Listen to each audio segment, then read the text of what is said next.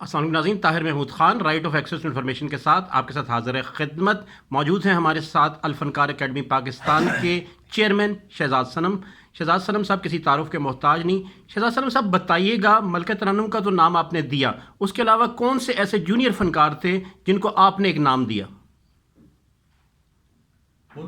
جی، ملکہ ترنم نور جہاں کے علاوہ جیسا کہ میں نے کہا ہے کہ پاکستان فلم انڈسٹری جب اپنے جوبن پر تھی، اپنے جوبن سے لے کر کیا کہیں گے زوال تک جی جی جتنے بھی لوگ پردہ اسکرین پر موجود تھے، ہماری کوشش ہمیشہ یہ رہتی تھی کہ جو فنکار بھی نام پیدا کر رہا ہے اور عوام اس کو پسند کر رہے ہیں ان کو ایوارڈ سے نوازا جائے. تو آپ یہ دیکھ لیں، سلطان راہی، انجمن، نیلی، یوسف خان، وحید مراد، محمد علی، زیبا، میں کس کا نام لوں، تمام فلم انڈسٹری کے ناموں سے آپ واقف ہیں.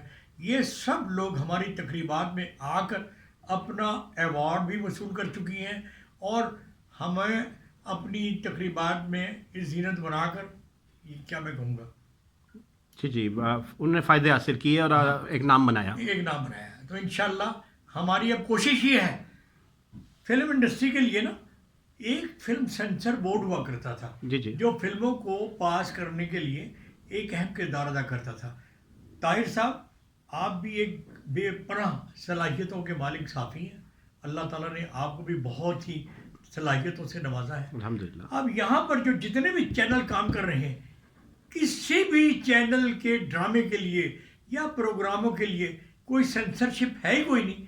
اب میں یہ سمجھتا ہوں کہ ہمارے جتنے بھی ڈرامے آ رہے ہیں وہ ایک ٹیوشن اکیڈمی ہے کہ جس میں ساس بہو کا جھگڑا، خامند بیوی کا جھگڑا، طلاقیں اور گھر سے بھاگ جانے کے جناب لداوے ان کو پڑھایا جاتا ہے.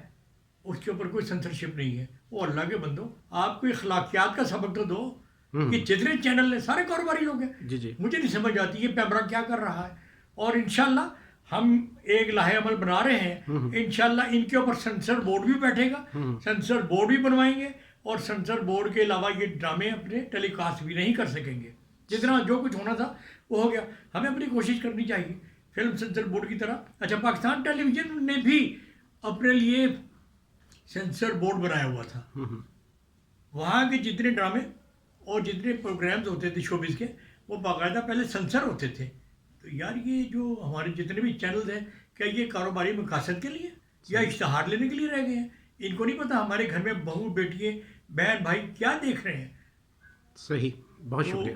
میرا خیال آپ اس سے اتفاق کریں گے. جی بالکل بالکل بالکل بالکل صحیح کہہ رہے ہیں آپ. بہت شکریہ. انشاءاللہ کوشش کریں گے اور ان کو بھی ایک تھوڑا سا پابند کریں گے کہ یہ بھی اپنے پروگراموں کو تھوڑا سا منیمائز کریں.